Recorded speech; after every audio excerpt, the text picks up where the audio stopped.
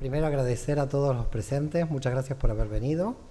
En realidad estoy emocionado, pero no tan nervioso como cuando Manuel Almendro estaba en mi tribunal de tesis. Esa es la verdad. Digamos, tenerlo al lado al doctor Almendro es mucho más tranquilo que tenerlo enfrente. Y luego también está el doctor Galifa, no sé si lo has visto. No. El doctor Galifa también, que estaba en el tribunal de tesis, también está ahí. Me siento mucho más relajado, la verdad, que esté el doctor Galifa ahí y el doctor Almendro aquí. Yo lo primero que voy a hacer, además de un agradecimiento al doctor Almendro por invitarme al libro, es que en realidad pienso que nosotros somos como infiltrados del mundo académico. Nosotros creo que, como decía Lacan, en la universidad no hay investigación, la investigación se hace afuera. Y en realidad yo me siento muy identificado con el doctor Almendro porque su investigación la hizo en el Amazonas y no la hizo en el marco, digamos, de la estructura universitaria. Y nos validamos dentro de lo académico, con lo cual por eso digo que un poco somos como infiltrados dentro del mundo académico. Es como una relación muy extraña con la universidad, ¿no? Porque es como herejes que se están filtrando en el Santo Oficio de la Inquisición. En consecuencia, a mí lo que me gustó del trabajo es que realmente está mezclado el conocimiento y la experiencia. Y realmente en este trabajo hay mucha experiencia, cosa que realmente yo agradezco profundamente, porque es un trabajo de campo, son muchísimos años de investigación. Y este libro, eso es lo que demuestra, los años de investigación que hay aquí.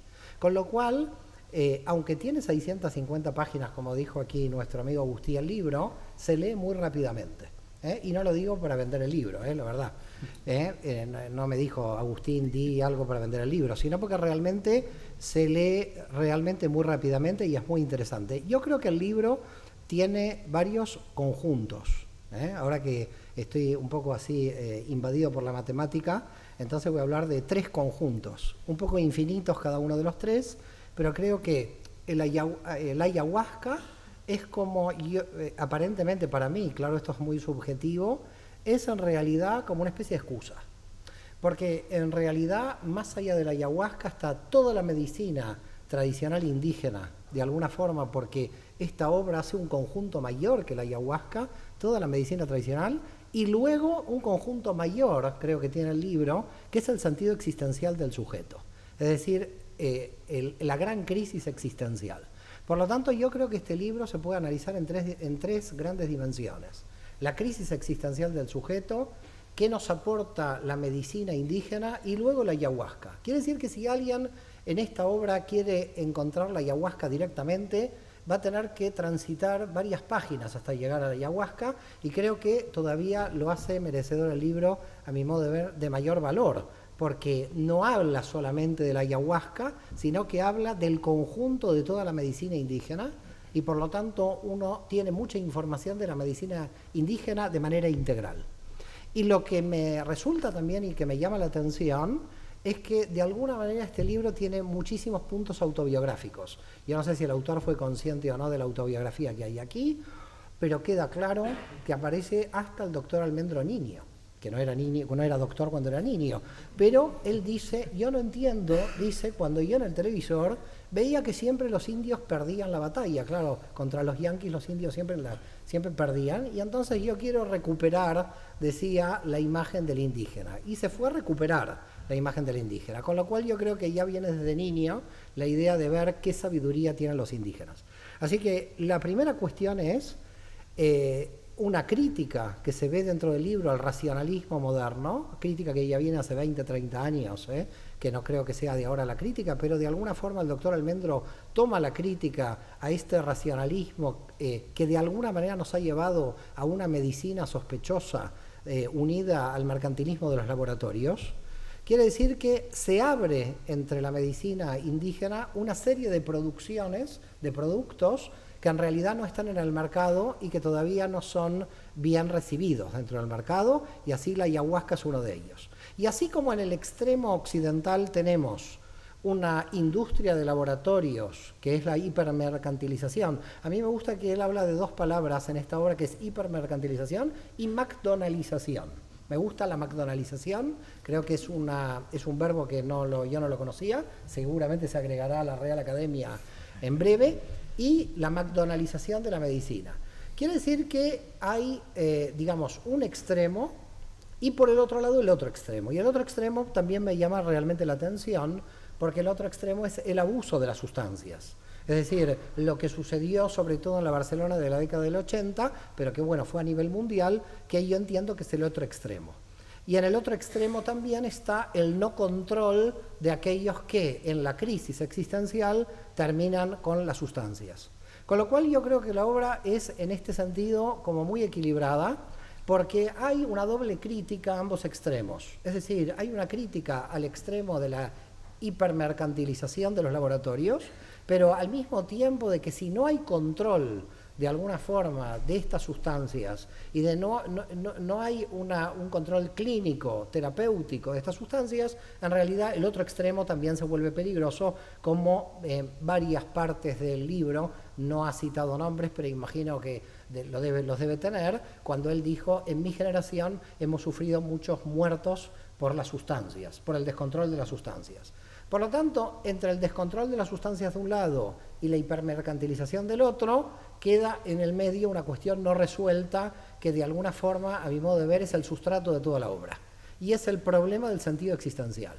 O, de alguna forma, diríamos, y de alguna forma también lo trata también en el libro, los casos clínicos que se aparecen permanentemente de desesperación existencial.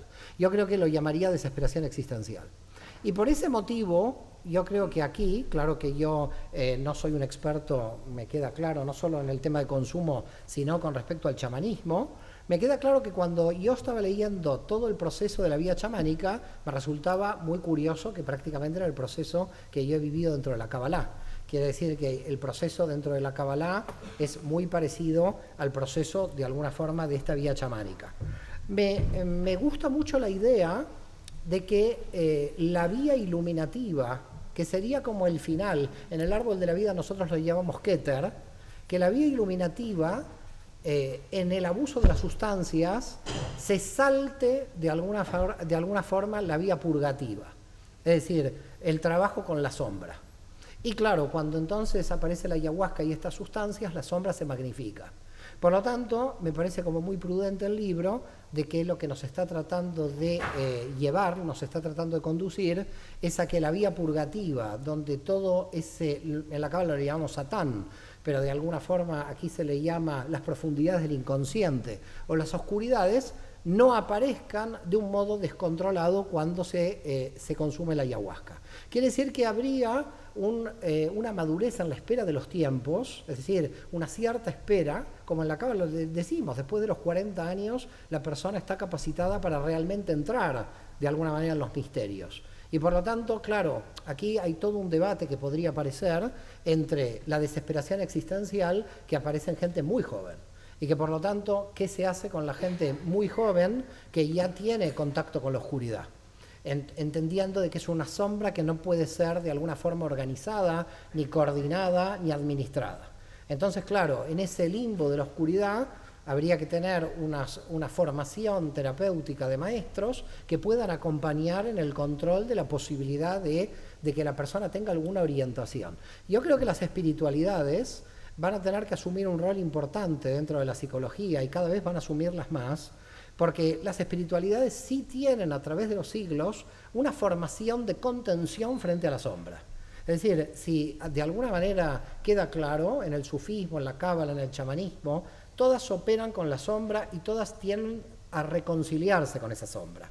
Y por lo tanto tienen experiencia de alguna forma estas sabidurías para poder administrar la sombra. Por lo tanto, yo creo que es muy importante esta obra porque es altamente moderada en el sentido de decir, lamentablemente hay formas rápidas, que en cierto modo son egoicas, de acceder a las sustancias para tener la experiencia y luego cuando se tiene la experiencia no se sabe administrar qué ha sucedido ahí. Es decir, no se puede ir a la experiencia, amplificar la sombra y no saber luego qué hacer con la sombra. Y por lo tanto yo entiendo que el libro es un libro moderado y un libro que además deja diferentes teorías dentro de la estructura, porque hay las teorías que de alguna forma todavía no probadas de si el ayahuasca puede controlar el cáncer, por ejemplo, hay una investigación, se presentan en la obra varias tesis doctorales en pequeñas páginas, en pequeñas dosis, donde se habla la ayahuasca en relación con un cierto tipo de enfermedad, la ayahuasca con relación a la depresión y la ayahuasca cómo puede ayudar. Y sobre todo la ayahuasca como una sustancia que haga que se rompan las dependencias de otras sustancias, con lo cual esto también es bastante interesante. Pero todo esto de alguna manera entra como el concepto de duda, porque al final son porcentajes de investigación, tesis doctorales que se presentan dentro del libro. Me parece importante señalar la parte final de la obra, porque la parte final se cita a Bernard d'Espagnat, al físico cuántico, donde de alguna manera se habla de esta nueva tendencia de hace unos 20 años, de que la conciencia y la ciencia van por un camino cada vez más cercano.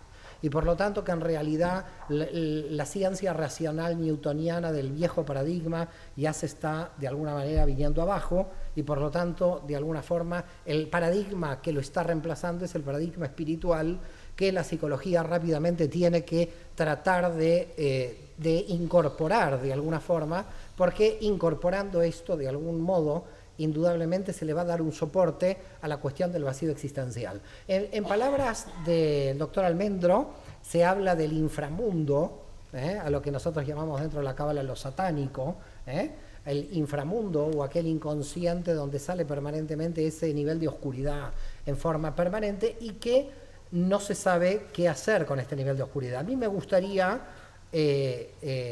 citar, voy a leer un párrafo nada más, una entrevista a Jacques Mavit, que está incorporada en la obra, y dice Mavit: la idea básica, habla sobre las adicciones, es que un adicto es una persona que busca muchas veces, la mayor parte del tiempo de forma inconsciente, hacer su propia iniciación.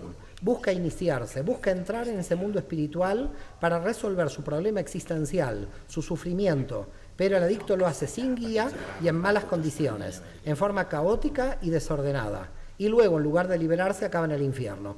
Yo, particularmente, no creo que sea solamente el adicto. Yo creo que todo el mundo está buscando su sentido en esta existencia, solamente que el adicto encuentra la desesperación más rápidamente, y los que nosotros nos llamamos como normales, lo que hacemos es anestesiar esa desesperación dentro del materialismo económico del sistema. Y por lo tanto, en realidad, el sistema nos permite anestesiarnos. No está mal anestesiarnos, pero la desesperación sigue existiendo, con lo cual la desesperación no se termina. Indudablemente, seguramente el adicto lo que le sucede es que la desesperación la tiene mucho más rápida que el resto de los supuestos normales, que lo que tratamos de hacer es manipular estas contradicciones o manipular ese sinsentido existencial. En definitiva, la obra a mí me parece muy esperanzadora. Todas las obras del doctor Almendro son esperanzadoras porque dan una cierta base al final de lo que es, yo creo que lo va a explicar él, no lo voy a explicar yo esta parte, el proceso oxigeme, que es el proceso de que estas técnicas espirituales hayan entrado en la psicología y de alguna manera permitan que esta terapéutica pueda otorgar finalmente el sentido de la vida de una persona de manera controlada y sin desesperación. Muchísimas gracias a todos.